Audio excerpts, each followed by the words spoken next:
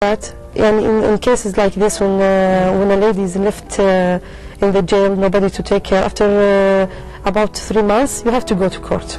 Okay, and then you went to court? I went to court, yes, I went to court, and the sheikh there told me he's going to give me the punishment because of my obeying to my parents. You were in jail for 3 months, then you went to the court, yes. And then you got your sentence of punishment. Yes. How long was that? Yeah, listen, I went first, I stayed at the jail 10 days, then they released me. My father refused to take me. After that, I went to court. The sheikh judged me. The same time, I was absent. He asked me how long you've been absent of your parents' house. I told him 1 year and 3 months. He told me, that's my judgment for you.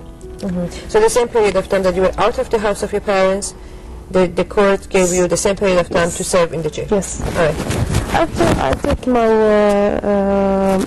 my judgment, I stayed only about 1 month. Then, alhamdulillah, they give me afu, forgiveness.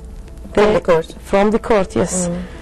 And in that time also, they asked my father to come and take me. He refused? He refused again. Then I just wake up in the jail. I just have to face the reality. It was me and nobody there, only me. Anybody came to visit you in the jail? At all. Your children? At all. Your ex-husband? My son visited me last maybe since 3 months or 4 months. That's one time? Yeah, only one time, and after a long struggle. Any friends, any sister and brother? At all. You know, nobody. So you were by yourself? Yeah. Okay. All alone, yes. Okay. And then, what was your experience? Just give me briefly, because we might not have enough time. What was your experience when you find yourself disconnected with all your loved ones? All of a sudden, your life has changed drastically. Yeah. A year ago, a year and a half ago, you were living in your house with your husband, with your children, and then you were moved to your father's house, and then the big change came, that the disconnection with your parents and the husband and the children took place, and you find yourself in jail now, in a strange place with criminals. Yeah. And you told me that you have a college education, you come from a very decent family, and this was all new to you. Yes, all of it. And you had no idea that even coming out of the father's house, it's against the law. Yes. No, okay. Tell me about your feeling. How did you process this emotionally, mentally? What happened to you? Well, when I was in jail, first I was crying too much. I don't know what to do, how to deal with the others. They are old. They are different characters. Some of them murderers, criminals. You can't trust anybody. I don't know them. I don't know how to deal with them. How did they deal with you? Well, differently. Some were very friendly. Some was treating me with hostility. Hostility? Yeah. Some ignores. Some makes jokes of you. Some made fun of you. Did you receive any support in jail from the authorities, from the social workers? Yes. Were there any social worker therapists to work with you with your depression, anxiety, and the fear? Yes. This is a chance, Dr. Parisa. It's a chance to tell you that every Saudi woman in the jail have a social worker. You're Saudi? I am Saudi. Okay. I have a social worker, which if you don't mind, I would like to mention the name. If she doesn't mind? No, she doesn't mind, inshallah. She's Hila Al-Basri. I would like to thank her for her supportment and for her staying beside me all the time. Okay. She did her best by trying to talk to my mother, by making my ex-husband bringing my son to visit me, and she supported me also. Okay, we have another supporter for you on the line. We have Mr. Muhammad Al-Isa on the air. Please welcome. Yes, good evening. Good evening. How are you? Mr. Muhammad, welcome to our show. Thank you.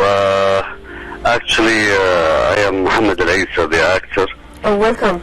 You most welcome. Thank you so very much for participation in our program. Thank you.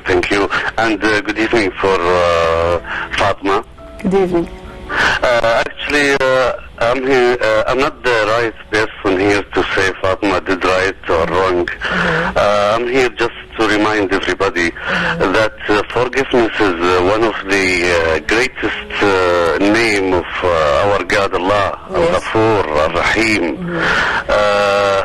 and I wish good luck for Fatima and for everybody. Thank you. Thank you so very much for this message. It's a very strong message.